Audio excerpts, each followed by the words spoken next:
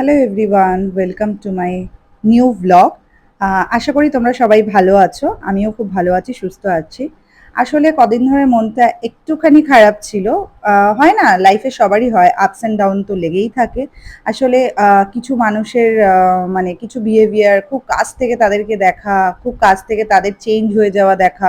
ওই যে কথাই আছে যে সবাই তো আর সমান হবে না, কারণ হাতের পাঁচটা আঙুল সমান না। তো সবার থেকে আশা করাটাও আমার মনে হয় ঠিক না। তার কারণ হচ্ছে কিছু মানুষ আছে যে যারা হচ্ছে তোমার সাথে থাকবে, পাশে থাকবে, দেখাবে যে তোমায় আমি প্রচণ্ড ভালোবাসি, কিন্তু তারা আসলে পুরোটাই অভিনয় করে। কারণ তারা অভিনয় করতে একদম সক্ষম। আর সেই অভিনয়টা তুমি ধরতেও পারবে না। তারা শুধু সুযোগ খুঁজবে, তুমি ছোটখাটো একটা ভুল করো, তারা কিভাবে তোমাকে মিসগাইড করে, চুপ করে তোমার পাশ থেকে সরে যেতে পারবে। তারা কি কখনো নিজের লোক হয়? নিজের লোক হয় না। চলো, এটা দিয়ে বলে কোনো লাভ নেই, কারণ এটা আমাকে বলতে হবে না, এটা সবার লাইফেই কিছু না কিছু টাইপস এরকম করে চলছে।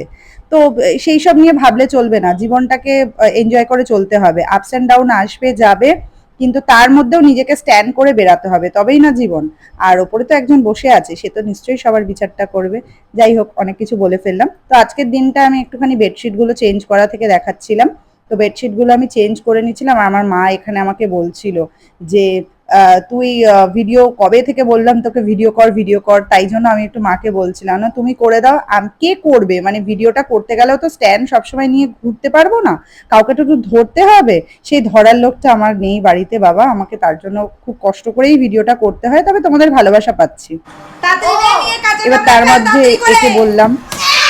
তো তারপরে সব কাপড় জামাগুলো নিয়ে আমি মেশিনে দিয়ে দিয়েছিলাম, কারণ কাপড় জামাগুলো অনেক হয়েছিল, তার জন্য ওয়াশিং মেশিন ছাড়া হবে না।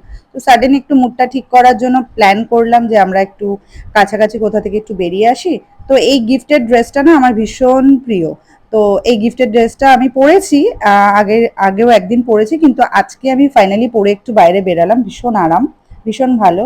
তো আমি পরে মোটামুটি রেডি হয়ে বেরিয়েছিলাম, তোমাদের সাথে সেটাই শেয়ার করলাম। আর ড্রেসটা পুরো কটনের, তো এই গরমের মধ্যে প্রচণ্ড আরাম দিচ্ছে। আর বাইরেও প্রচণ্ড গরম, আর সবসময় তো আর এসি চালিয়ে থাকা যায় না, বাইরেও একটু বেরাতে হয়। বাইরে বেরালেও না প্রকৃতির একটা হাওয়া বা চারিদিকে মানুষ, নেচার্স, এইগুলোতে না মনটা এমনিই ভালো হয়ে যায়। তো এতটাই ভালো লাগছিল, তো ওখানে ছোট ছোট ক্লিপগুলো আমি নিয়েছি। আর ওই রকম বললাম যে ওই রকম ভিডিও এন্ট্রি নেওয়া, এটা করা, ওটা করা, শপিং করা, এগুলো না মানে সত্যি কথা বলতে হয়ে ওঠে না। তো যে আর তার থেকেও বড় কথা, একটু না কেমন লজ্জা লজ্জাই লাগে। আসলে যারা ইউটিউবার যারা করে, তারা অনেক কিছু করে তারা নিজেদের মতো নিজেরা ভিডিওগুলো করে, বাট আমার পক্ষে পসিবল হয় না। তবে আমি যেটুকুনি পেরেছি আমি নিজেই ক্লিপগুলো নিয়েছি। তো তারপরে একটুখানি ছোটখাটো খাওয়া দাওয়া করা হলো, খাওয়া দাওয়া করে তারপরে ওখান থেকে আমরা বেরিয়ে এলাম। তো তার মাঝেও কিছু শপিং করেছি। তো সেগুলো তোমাদের সাথে আর শেয়ার করা হয়নি, কারণ আমি অন্য একটা ব্লগে তোমাদের সাথে শপিং এর ইয়েটা শেয়ার করব। তোমার এই ছোট্ট ব্লগটা কেমন লাগলো অবশ্যই জানিও। থ্যাঙ্কস ফর ওয়াচিং, দেখা হচ্ছে নেক্সট ভিডিওতে, টাটা।